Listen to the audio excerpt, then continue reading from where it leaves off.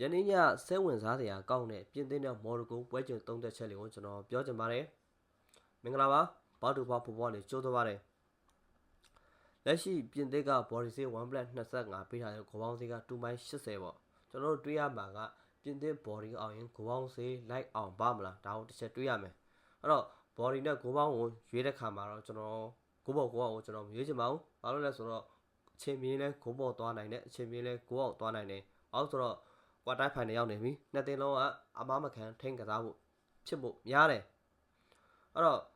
ပြင်သစ်ကိုကြည့်အောင်ပြင်သစ်ကလည်းဘော်ဒီဈေးလေးကအတော်လေးကိုအောင်ထားတယ်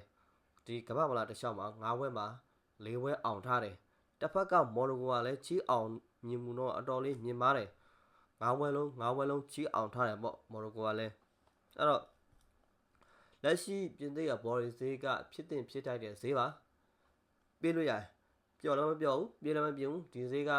တကိုးရှင်ပြား20စားရမယ်ဒီလိုမျိုးပဲဈေးလေးပဲပေးထားတယ်အဲ့တော့ဘယ်တင်ကိုရွေးရမလဲဆိုရင်ကျွန်တော်တို့ကပြင်သစ်ကိုပဲရွေးရမယ်ဘာကြောင့်ပြင်သစ်ကိုရွေးလဲဆိုပြင်သစ်မှာကindividual skill တွေရှိရ quality player တွေရှိရအဲ့တော့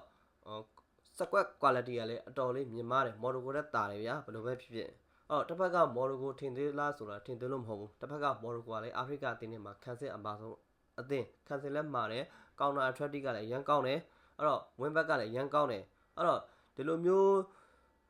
ဈေးတန်းမှာကဘယ်တင်းကိုရွေးရမလဲကျွန်တော်တို့ပြင်သစ်ကိုပဲရွေးရမှာဘယ်လိုပဲဖြစ်ဖြစ်ပြင်သစ်တကိုးနဲ့အတာနဲ့ကြည့်ရမယ်တကိုးဒါမှမဟုတ်လည်းနှစ်ကိုးဖြစ်ရင်လည်းဖြစ်သွားနိုင်တယ်နောက်ပြီးကျွန်တော်တို့အာဂျင်တီးနားနဲ့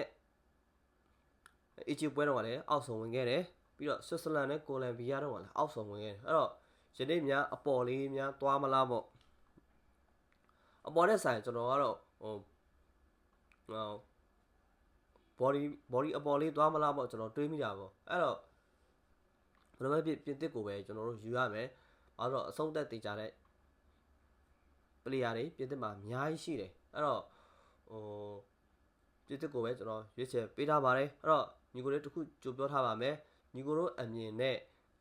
ကညီမသာညီကိုလေးယူကြပါအဲ့တော့ကျွန်တော်ပေးတဲ့ပွဲပဲယူရမယ်ပြောတာမဟုတ်ဘူးအဲ့တော့ညီကိုရဲ့အမြင်နဲ့ကညီမသာညီကိုယူကြပါလို့ကျွန်တော်အကြံပေးပါစေအဲ့တော့ကျွန်တော်ရဲ့ရွေးချယ်မှုကတော့ပြင်သစ် body ပါအဲ့တော့အားလုံးပဲကံကောင်းကြပါစေ